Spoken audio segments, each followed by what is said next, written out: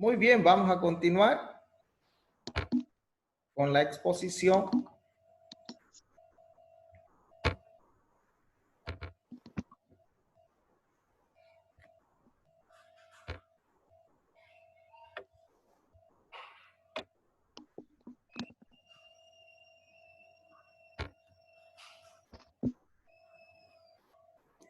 Vamos a ver ahora la incapacidad de obrar.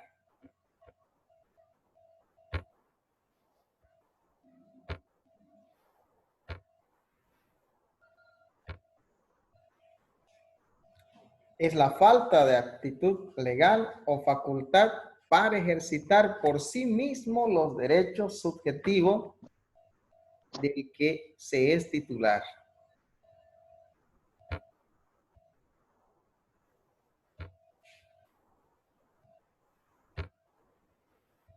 No pudiendo realizar los actos jurídicos de la naturaleza que sean, ni contraer obligación.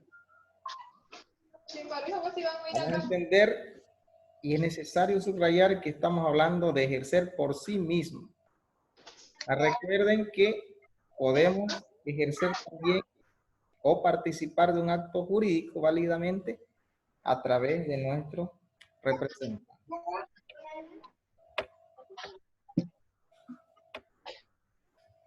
¿Qué madre? ¿Para qué, mamá? Clases de incapacidad de orar. Igual tenemos dos clases, la total y la parcial. En la total es la falta de actitud legal que tienen algunas personas para ejercitar por sí mismas sus derechos subjetivos y realizar actos jurídicos. En la parcial es la falta de actitud legal que tienen algunas personas para ejercitar determinados actos jurídicos. Vamos a ver.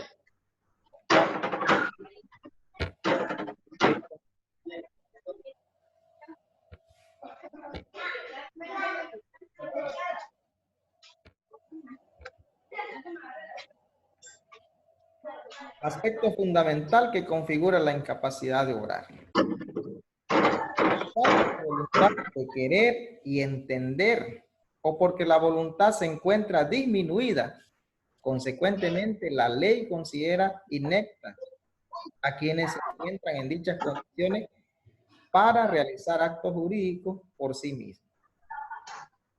Y esto para recordar por qué sucede aquello, porque la capacidad es el fundamento de los actos jurídicos. Todas las personas que participan de un acto jurídico deben tener capacidad.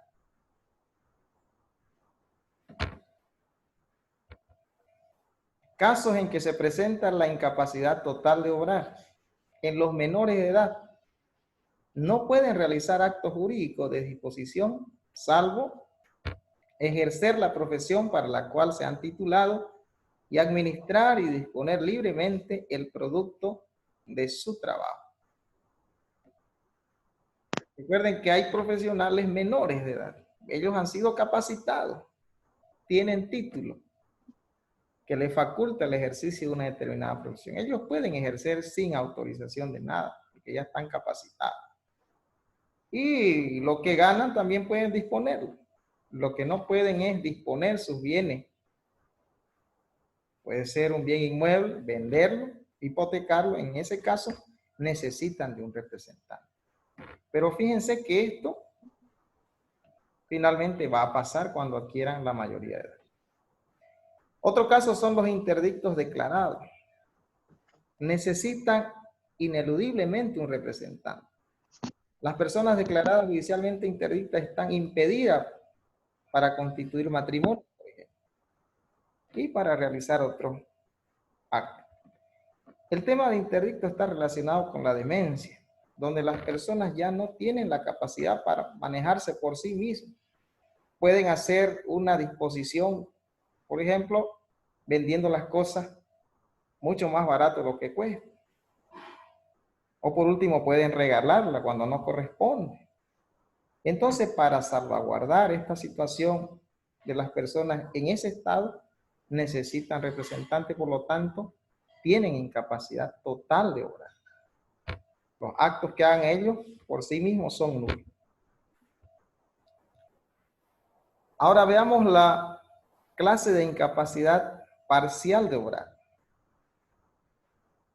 Hay una legal y hay una natural. Y cuando hablamos de legal, quiere decir que la incapacidad lo determina la ley. Eso significa que el individuo incapacitado legalmente, naturalmente o de forma normal, él tiene facultades para hacer, para actuar por sí mismo, para obrar por sí mismo. Sin embargo, la ley es que le pone esa incapacidad. Entonces, establecida por ley, el sujeto generalmente se encuentra en condiciones de obrar, es decir, de querer y entender, pero la ley, en consideración a su estado, le quita validez al acto jurídico. Por ejemplo, los menores de edad, los interdictos judiciales y los interdictos legales, que resulta de una condena o apresidio de incapacidad de defensa social. La interdicción legal, fíjense, en la judicial es declarada por ley que no pueden participar en ciertos actos. Las legales, por ejemplo, uno que está condenado a presidio, tiene restringida ciertas capacidades, ciertos actos jurídicos que no los puede hacer.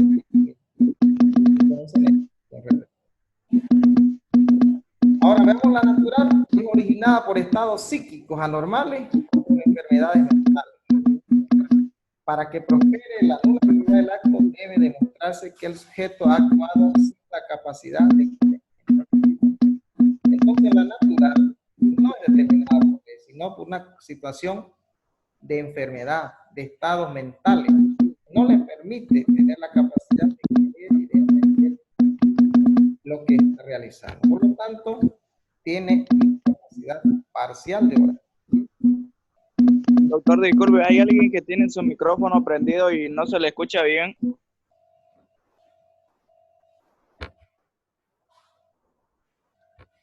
Definición de interdicción. Como hemos hablado de los interdictos, vamos a ver cuál es el alcance de los interdictos, de dónde proviene, qué debemos entender por interdicto. Proviene del vocablo latín interdictio, que quiere decir prohibición o veto. El sustantivo interdicción se corresponde con el verbo interdecir, que en un lenguaje sencillo quiere decir eliminar derecho. Situación jurídica de una persona que está total o parcialmente privado del goce o del ejercicio de sus derechos en virtud a una ley o de una decisión judicial. Ya entonces, los interdictos están relacionados con la eliminación de sus derechos. Así que no pueden entender, sea porque es una situación establecida en virtud a una ley o una decisión judicial. Muy bien, hoy vamos a ver la continuación de este tema, que es el objeto del contrato. Consideraciones sobre el objeto. Planiol sostenía que el contrato no tiene objeto, sino efecto, que son las obligaciones que generan, mientras que el objeto de la obligación es la prestación debida, por lo que el objeto del contrato resulta ser la prestación debida. Un primer elemento. Seguimos con las consideraciones. Los maceos sostienen que el contrato tiene su objeto, que es la operación jurídica que las partes pretenden realizar, siendo el objeto de la obligación la prestación prometida o debida, o sea, un dar, un hacer o no hacer. Criterio seguido por nuestra legislación sobre el objeto. El Código Civil ha seguido el criterio de Planiol, de manera que donde habla del objeto del contrato debemos sobreentender que se trata de la prestación debida, es decir, del objeto de la obligación de dar, hacer o no hacer. Concepto del objeto del contrato. Es el conjunto de derechos y obligaciones que se crean, modifican o extinguen. A su vez, los derechos y obligaciones tienen un objeto que es la prestación debida, que puede consistir en un dar, un hacer o un no hacer. El objeto contractual ha de ser real, posible, lícito, determinado o susceptible de determinación sin necesidad de nuevo acuerdo entre partes. Otra idea sobre el objeto del contrato es el bien, derecho o prestación sobre lo que recae la obligación pactada. Se identifica generalmente con la prestación, esto es la conducta con que se obliga el deudor y que el acreedor puede exigir. Objeto del contrato y objeto de la obligación. Objeto del contrato son las obligaciones de las partes, la realidad, intereses sobre los que recae el contrato, cosas o bienes materiales, servicios, derechos o bienes inmateriales. Ahora, el objeto de la obligación es el cumplimiento de la prestación debida, la conducta que consiste en el cumplimiento, dar, hacer o no hacer. También puede ser accesoria o principal, divisible o indivisible. Debe ser siempre susceptible de valoración económica. Es el elemento objetivo de la relación obligatoria.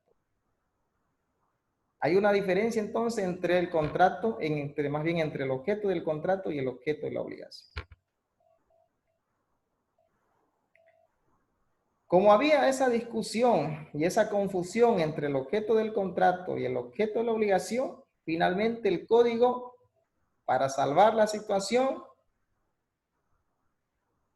nuestro Código Civil establece de manera general estos requisitos del objeto, establecido en el artículo 485 del Código Civil.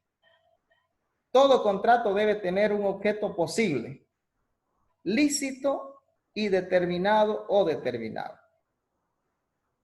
Así que sobre la base de este criterio es que nuestra legislación considera el objeto. Veamos el alcance de cada uno de los elementos que integran estos requisitos. Posible, que puede ser o suceder o que se puede realizar. Eso es posible.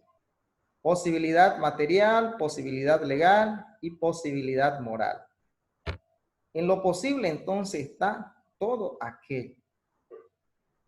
Se contempla una posibilidad material, posibilidad legal y posibilidad moral.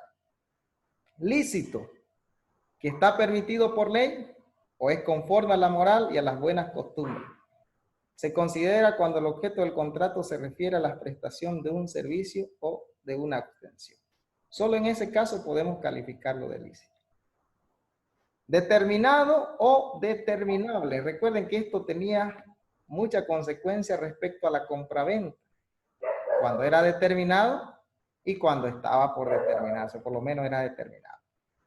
Que es uno en particular o características bien definidas, que puede ser determinado por las partes, por lo menos en cuanto a la especie o por un tercero. Entonces, si no determinamos y no sabemos a qué nos estamos obligando, entonces no puede haber un contrato, no podemos obligarnos a aquello que no sabemos. Así que mínimamente tiene que estar determinado en cuanto a la especie. La cantidad y la calidad puede dejarse para determinar después. Entonces, estos aspectos deben considerarse en el objeto del contrato. Si afectamos a uno de ellos, recuerden que puede haber la nulidad del acto jurídico. Ahora también hay requisitos particulares del objeto en las prestaciones de dar. Lo que acabamos de ver eran los requisitos generales. Ahora veamos los requisitos particulares aplicados en las prestaciones de dar. Que el objeto exista. Si el objeto desaparece antes del perfeccionamiento del contrato, este es nulo por falta de objeto. Entonces,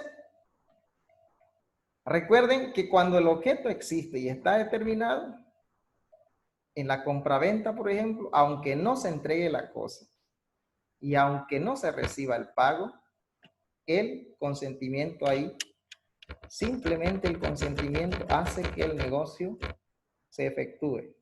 Y donde el comprador es quien asume el riesgo.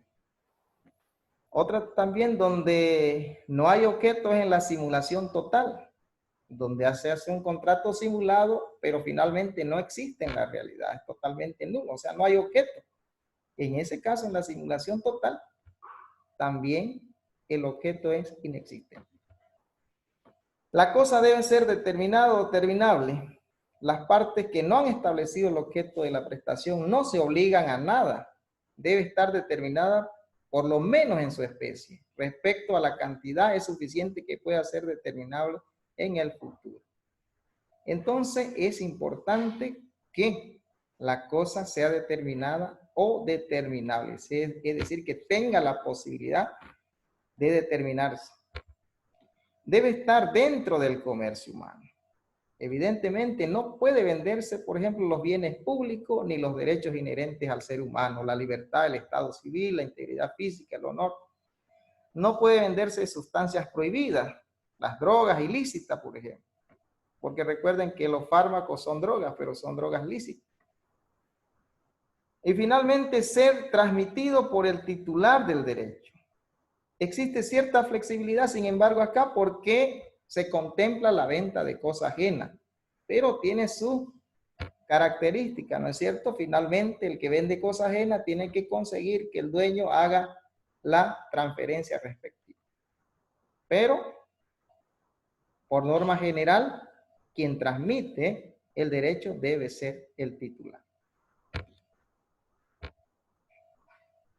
Requisitos particulares del objeto en las prestaciones de hacer y no hacer. Veamos ahora en las de no hacer, de hacer y no hacer. Que la prestación sea jurídica y materialmente posible. Si la prestación no es posible, el contrato es nulo por falta de objeto.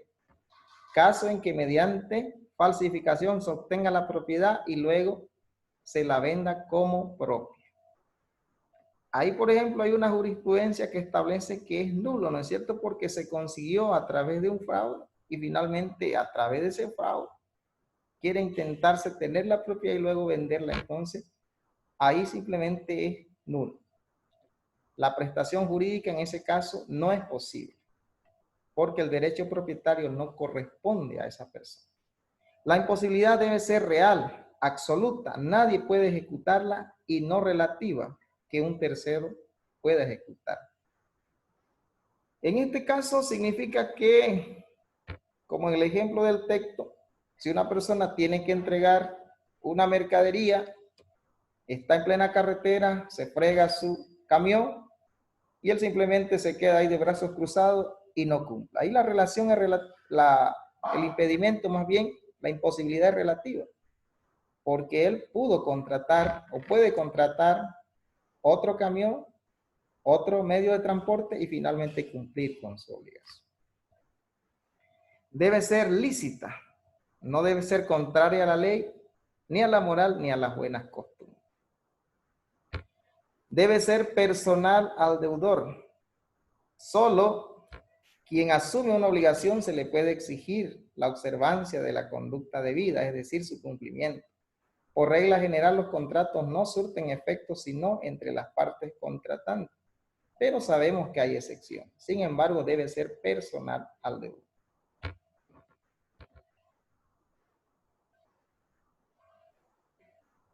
Seguimos con los requisitos particulares del objeto en las prestaciones de hacer y no hacer.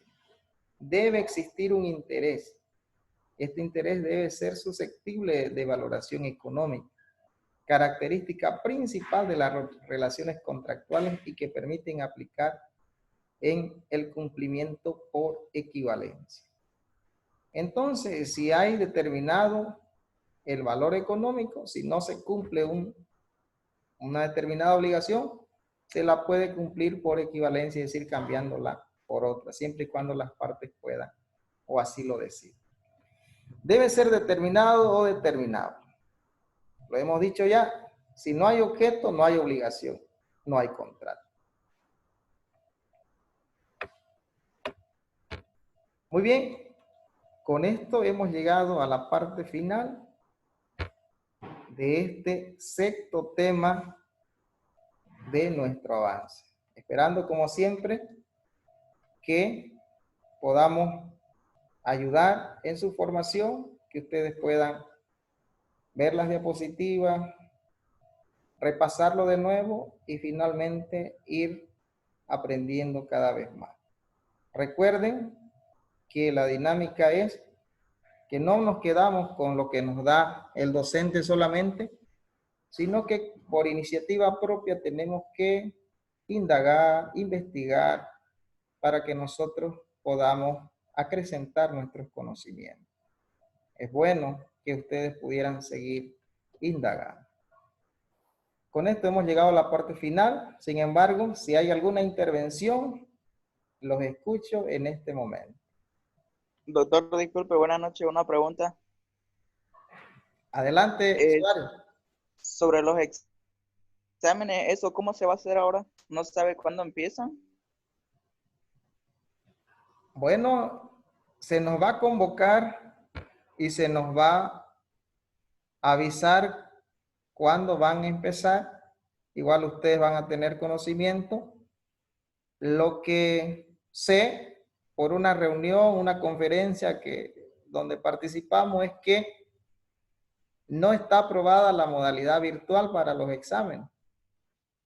Eso significa que los exámenes van a ser en la modalidad semipresencial o presencial. Eso va a implicar que seguramente ahorita, por ejemplo, hay el permiso hasta las 5 de la tarde del trabajo. Posteriormente seguramente vamos a tener mayor opción o la dirección va a determinar en cuanto al calendario académico cuándo corresponde y en qué horario se va a tomar. De todas maneras, ustedes van a estar informados. Conforme, Suárez, ¿hay algo más? Sí, solo eso, doctor. Gracias. Muy bien.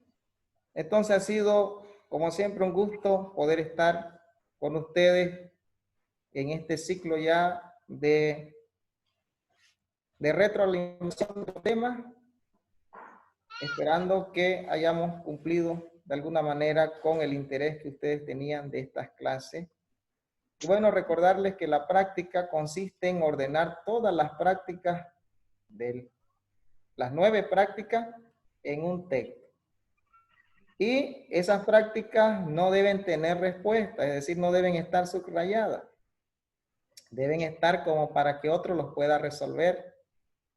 Y en la parte de atrás, como en un anexo, van a tener ustedes la hoja de respuesta. ¿Ya? Entonces eso, para que ustedes mismos puedan estudiar, para alguna persona que quisiera tenerlo, ya ustedes verán cómo pueden utilizar esa herramienta para que otros puedan también estudiar, ¿no es cierto? Y ustedes mismos, porque estoy seguro que con lo que ahora estamos repasando, ustedes al volver a ver esas prácticas, estoy seguro que la van a ver con mayor claridad. Y de eso se trata, ¿no?